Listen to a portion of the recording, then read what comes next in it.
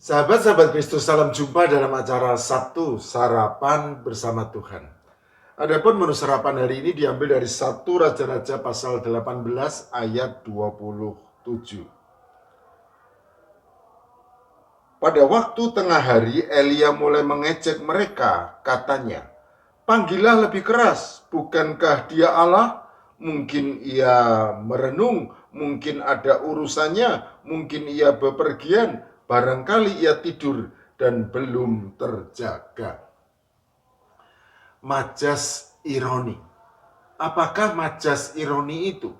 Majas ironi adalah gaya bahasa sindiran yang mengemukakan makna yang bertentangan dengan makna yang sesungguhnya, sehingga tidak ada kesesuaian antara suasana yang dinyatakan dengan fakta yang mendasarinya.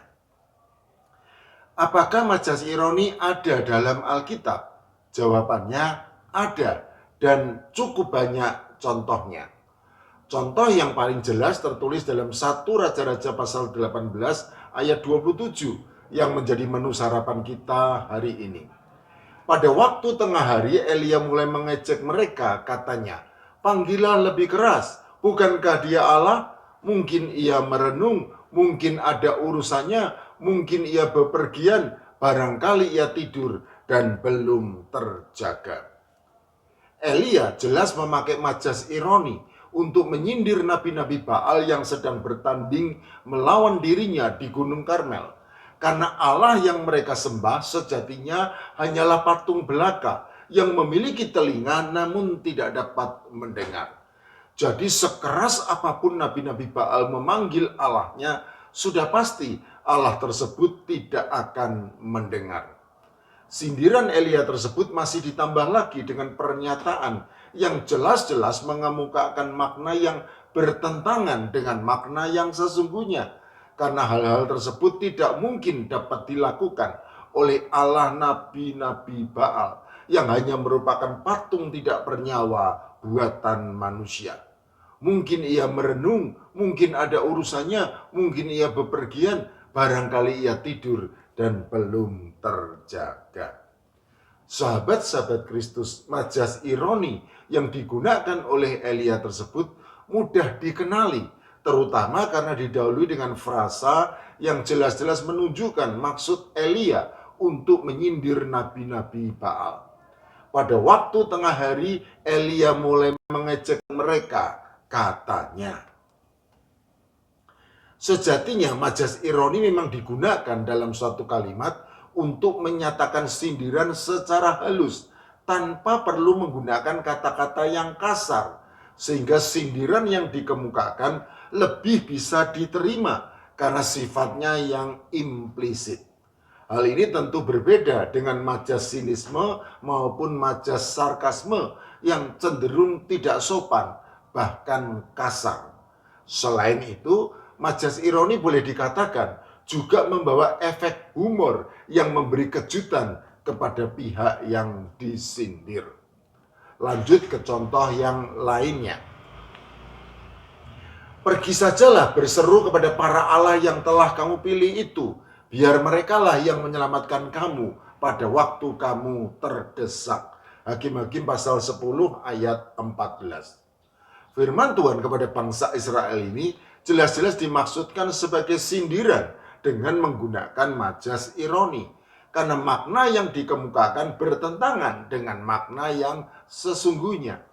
Sejatinya hanya Tuhan sajalah yang sanggup menyelamatkan bangsa Israel dari penindasan musuh-musuh mereka. Dan bukan para Allah bangsa asing yang telah dipilih oleh bangsa Israel dengan berpaling dari Tuhan.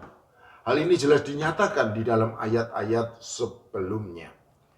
"Bukankah aku yang telah menyelamatkan kamu dari tangan orang Mesir, orang Amori, Bani Amon, orang Filistin, orang Sidon, suku Amalek dan suku Maon yang menindas kamu ketika kamu berseru kepadaku? Tetapi kamu telah meninggalkan aku dan beribadah kepada Allah lain. Sebab itu aku tidak akan menyelamatkan kamu lagi." Hakim-Hakim pasal 10 ayat 11 sampai 13. Dalam nasihatnya kepada jemaat Korintus untuk mewaspadai pengajaran dari guru-guru palsu, Paulus juga menggunakan majas ironi. Sebab kamu suka sabar terhadap orang bodoh, karena kamu begitu bijaksana. Karena kamu sabar jika orang memperhambakan kamu, jika orang menghisap kamu, jika orang menguasai kamu, jika orang berlaku angkuh terhadap kamu, jika orang menampar kamu. 2 Korintus pasal 11 ayat 19 dan 20. Sekilas nampaknya Paulus seakan-akan sedang memuji jemaat Korintus sebagai orang-orang yang begitu bijaksana karena sudah berlaku sabar terhadap orang bodoh. Padahal makna sesungguhnya bertentangan, karena pada hakikatnya jemaat Korintus justru merupakan orang-orang bodoh yang menempatkan kesabarannya pada orang-orang yang salah, yaitu kepada guru-guru palsu yang telah memperhambakan mereka, menghisap mereka, menguasai mereka, dan lain sebagainya.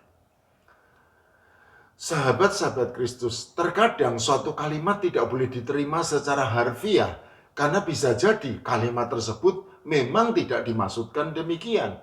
Apalagi jika kalimat tersebut memakai majas-majas tertentu, seperti misalnya majas ironi yang menjadi topik bahasan kali ini.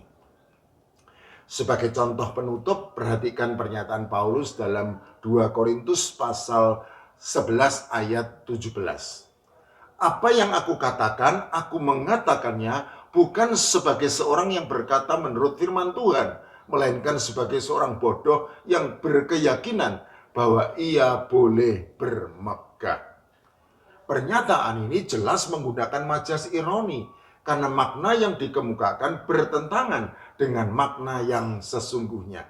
Sehingga menjadi semacam sindiran kepada jemaat Korintus yang menganggap diri bijaksana dan memandang rendah Paulus sebagai orang bodoh. Padahal sejatinya Paulus berbicara menurut firman Tuhan, tidak suka bermegah, dan jelas bukan orang bodoh. Amin.